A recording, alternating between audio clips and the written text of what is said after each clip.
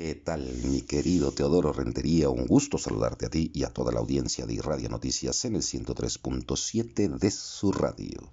La perspectiva de hoy se titula El efecto Marcelo.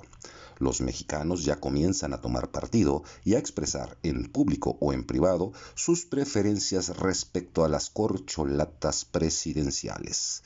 Si bien entre aquel 30% de ciudadanos a quienes interesa la política hay un pequeño porcentaje que considera las encuestas como método definitorio, la inmensa mayoría sigue pensando que la decisión en realidad está en manos del presidente de la República, Andrés Manuel López Obrador. Por eso, aunque se encuentre muy rezagado y con casi nulas probabilidades de remontar, los seguidores de Adán Augusto López Hernández esperan que el dedito presidencial, al final de cuentas, se incline por el exsecretario de Gobernación. Pues de ser cierto que los resultados de las encuestas serán los que definan, ya podrían darlo por perdido. Ni los morenistas, sean de base o de la cúpula, pueden sostener que el presidente no tiene metidas las manos en el proceso sucesorio. Tan las tiene y quiere tener el control que el mismísimo presidente del Consejo Nacional de Morena, Alfonso Durazo Montaño, utilizó aquel domingo como argumento principal, demoledor y aplastante que las propuestas del presidente de la República debían ser tomadas en cuenta. Y así apagó los reclamos. Y en efecto, todo el proceso ha sido delineado y ejecutado conforme a las instrucciones dictadas por López Obrador.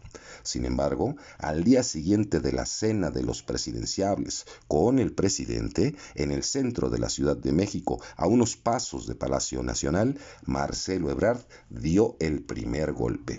Fue el primero en anunciar su renuncia al gabinete obradorista. Con ello, generó lo que denomino el efecto Marcelo.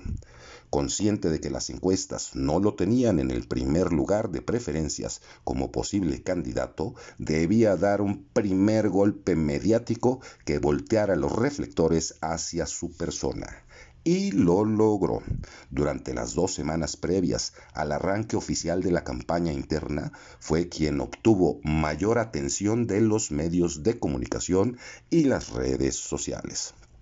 El efecto Marcelo se notó de inmediato en la cascada de renuncias y solicitud de licencias, no solo entre las corcholatas presidenciales, sino hasta en varios estados de la República, donde habrán de elegirse gobernadores también en el 2024. Podríamos pensar que el efecto Marcelo, el madruguete o corcholatazo, como usted prefiera decir, será la tónica de la campaña. Y puede ser que sí, pero con efectos limitados. Las restricciones legales y las prohibiciones de la propia convocatoria, nada de ataques o críticas, nada de debates, nada de llamado al voto o de hablar de la candidatura presidencial, harán de esta contienda una muy descafeinada. La guerra sucia y las patadas bajo la mesa no habrán de desaparecer, todo lo contrario. Espere usted muy pronto las filtraciones, videos y fotografías que inundarán las redes sociales. Eso llamará más la atención que las propuestas y compromisos que día con día las corcholatas tratarán de posicionar en el ánimo de los electores. Las campañas, entonces, si tomamos en consideración que la decisión final la tomará Andrés Manuel, más que estar enfocadas a convencer a los votantes, serán para agradar al presidente, como lo intentó Marcelo Ebrard al proponer la creación de una secretaría que encabezara uno de los hijos de López Obrador. Fue diplomáticamente rechazado por Andy casi de inmediato, pero tuvo el suficiente impacto para llamar la atención de nuevo hacia su persona en el primer día de campaña. Vamos a ver hoy mismo si el efecto Marcelo continúa vigente.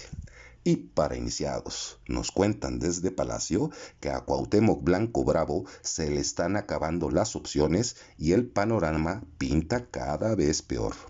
Las fichas con las que quiere jugar en la entidad nada más no cuajan y los procesos legales en su contra están avanzando.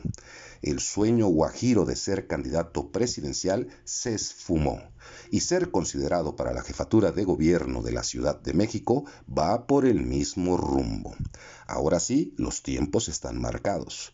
Una semana después de darse a conocer quién será el candidato a la presidencia, tendría que presentar su licencia al cargo, si no es que antes ya se le haya llamado a rendir cuentas mediante el juicio político instaurado en el Congreso. Que tengan todas y todos un excelente día y no se olviden que la información es poder.